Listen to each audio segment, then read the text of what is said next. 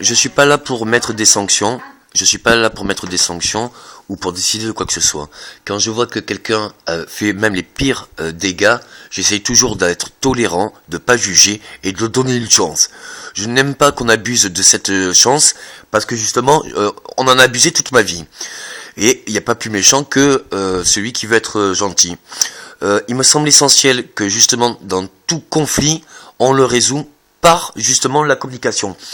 Pourquoi donner, mettre quelqu'un plus haut et plus bas? Ça m'intéresse pas. Pour moi, tout le monde est égal. Tout le monde a le droit de vivre. La priorité pour moi, c'est que tout le monde se sente concerné, qu'on ne peut pas jouer avec la vie des gens. Et je ne veux pas jouer avec la vie des gens. Pour l'Ukraine et pour la Russie, l'autonomie, la région, le Crim, était autonome.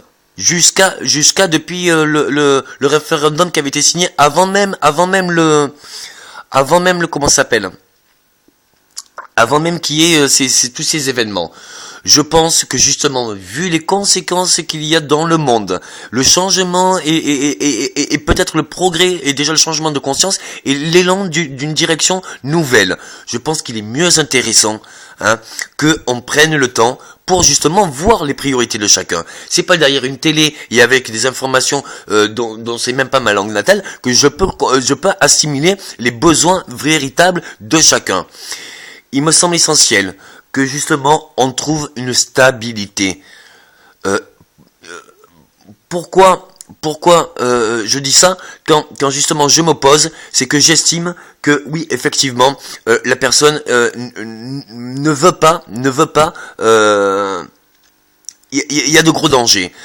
Moi ce que j'avais eu l'impression c'est qu'entre l'Ukraine l'Europe voulait l'unité de l'Ukraine avec l'autonomie de la Crimée qui appartient à l'Ukraine et la Russie voulait aider l'Ukraine avec l'autonomie de l'Ukraine. Pourquoi ne pas rester comme ça?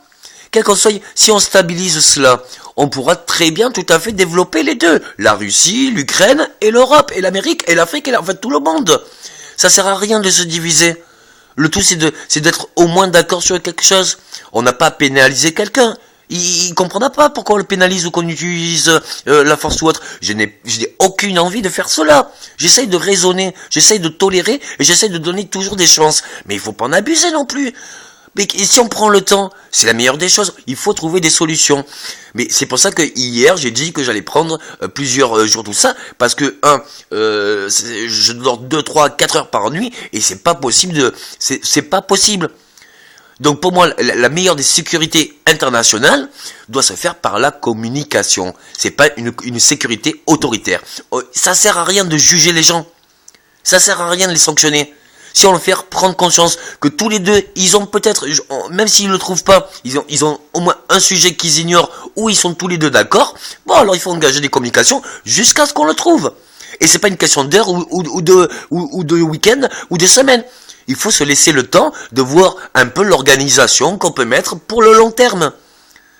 La conséquence, c'est que là, je connais pas du tout la politique et les besoins de l'Europe. Elle était pour l'unité de l'Ukraine.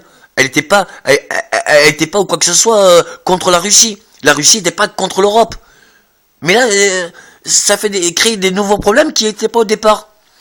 Moi, ce que je vois, c'est que justement, ce qui s'est passé en Syrie, c'est grave. Mais c'est grave. Il y a je ne sais combien de personnes adultes qui sont morts. Je ne sais combien de personnes âgées qui sont morts. Je ne sais combien d'enfants qui sont morts. Et pourquoi? Ça n'a aucun sens la mort. Même si on prend conscience que maintenant, la résurrection, tout ça, il y a des preuves que ça existe. Et plus, même si on n'arrive pas encore à discerner combien de temps l'esprit met pour se réincarner, même si on arrive à peine à définir, on pourra, plus on ira dans des directions comme ça, plus on le trouvera. Mais moi, qu'est-ce que vous voulez que je trouve tout seul? J'ai fait le vœu de ne plus avoir tout cela. Quand je l'ai eu il y a 16 ans, et qu'on me disait, alors tu veux que... ça m'a pété la tête, ça m'a rendu fou. J'ai désiré mais carrément me lobotomiser la tronche. Je ne veux pas être le décisionnaire. Ou alors je veux être décisionnaire de la communication. Mais je veux pas décider de la communication. Je suis pour la sécurité, je décide la communication pour la sécurité. C'est ma seule raison. Il n'y a que par la communication qu'on peut s'entendre. L'Ukraine, les personnes de l'Est étaient pour la Russie, les personnes de l'Ouest étaient pour l'Europe. La Russie a aidé l'Ukraine, l'Europe a aidé l'Ukraine. Alors ils sont contents les Ukrainiens. La Russie, elle voulait l'autonomie de l'Ukraine. Bon bah alors qu'ils soient autonomes. Pourquoi on changeait les choses si c'était bien? Les choses qui étaient bien, qui ont duré pendant quelques années, eh ben qu'elles continuent, c'est la meilleure des choses. Si maintenant, là, avec mes consciences, il y a plein de nouveaux secteurs qui peuvent se développer. Il y a plein de choses nouvelles. Pourquoi se faire un conflit? Et tout ça en prenant en otage les Ukrainiens ou autres. Excusez-moi, je trouve ça... ça fait peur, ça fait peur. Je n'en veux pas à M. Poutine, j'étais vraiment content, M. Poutine, président Poutine, quand vous avez fait retour sur les bases, ça m'a donné un espoir immense. Mais enfin, c'est pas parce qu'on tolère et qu'on essaye la diplomatie et la communication à résoudre les problèmes qu'on oublie facilement. Vous avez une histoire, vous n'avez pas oublié ce qui s'est passé dans votre histoire, bon maman, vous n'avez pas apprécié, bon, alors autant qu'on fasse le mieux pour tous ensemble. Si vous engagez des actions, moi je décide rien. Mais enfin, je pense bien que l'Europe, elle va avoir peur que ce qui s'est passé en Syrie se passe en Allemagne ou dans d'autres pays de l'Europe. Ça me semble évident, mais je ne veux rien savoir. Je suppose. Ça peut faire peur. Est-ce qu'on peut vivre dans la peur? Est-ce qu'on peut vivre dans l'oppression? Est-ce qu'on peut vivre dans ces conditions? Non, moi je pense que c'est vraiment inutile. Enfin, c'est pas inutile, mais quand deux personnes s'opposent, c'est pas qu'elles s'opposent, elles sont pas encore convaincues sur quelle union elles sont d'accord. Ben c'est aux deux personnes, aux deux parties de trouver un accord. Pourquoi s'opposer et ne pas engager justement les priorités de chacun?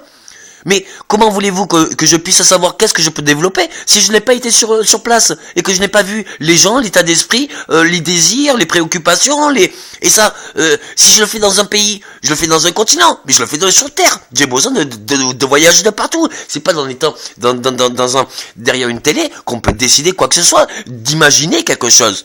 Même si on a l'imagination la plus possible, ça ne rime à rien.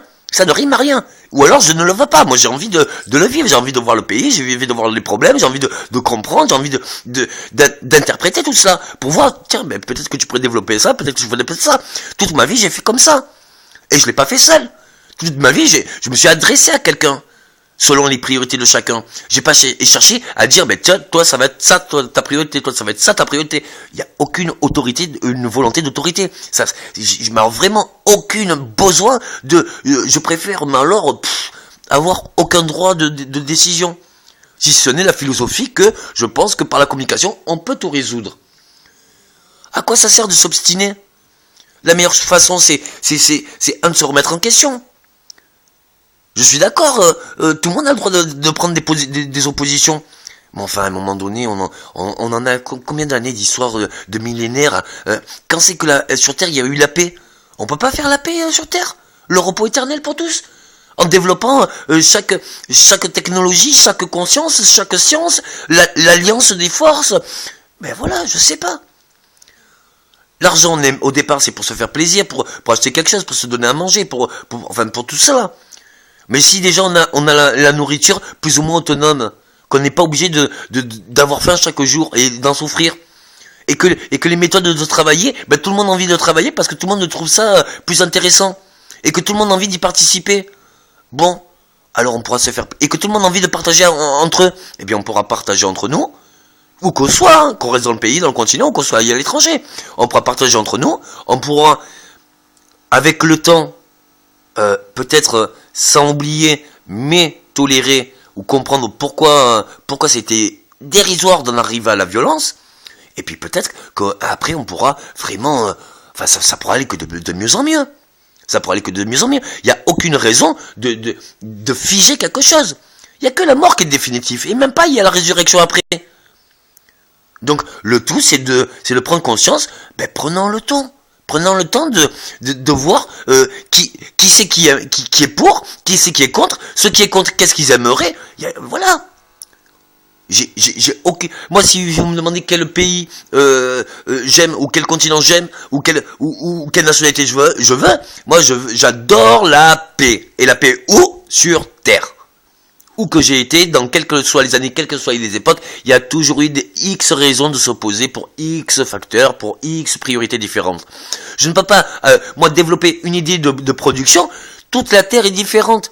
Même chaque région d'un seul pays ou chaque position d'une seule ville a pas du tout la même mentalité. On peut pas mettre d'accord comme ça sur 1 an ou 2 ans. Bien sûr, on peut faire changer les choses. Oui, vous l'avez vu ces dernières années. Mais on peut pas faire. Rome, c'est pas fait en un jour.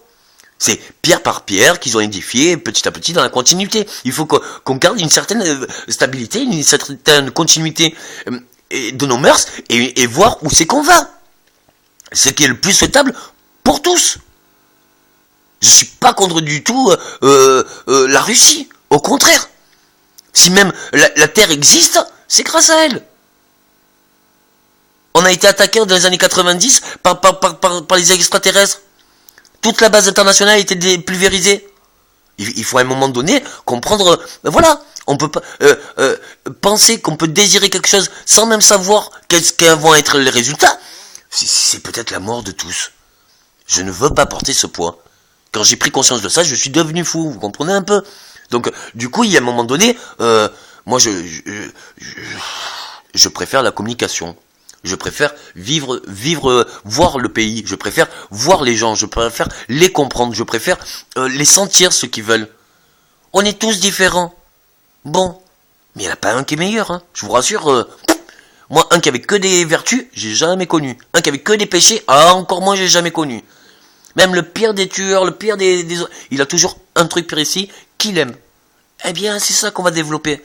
On va modérer les drames et les horreurs, enfin les excès négatifs, hein, les erreurs du passé. On va essayer de les réparer petit à petit dans chaque pays, chaque continent. Et après, on va essayer de développer toutes les passions et tout ce qui peut enrichir la personne. Mais à quoi ça sert? Enfin, la richesse, c'est pas de la matière, c'est pas de l'argent, c'est à l'intérieur que ça se passe la richesse. C'est pas sur, voilà. Je pense que c'est une des meilleures solutions qu'on puisse trouver.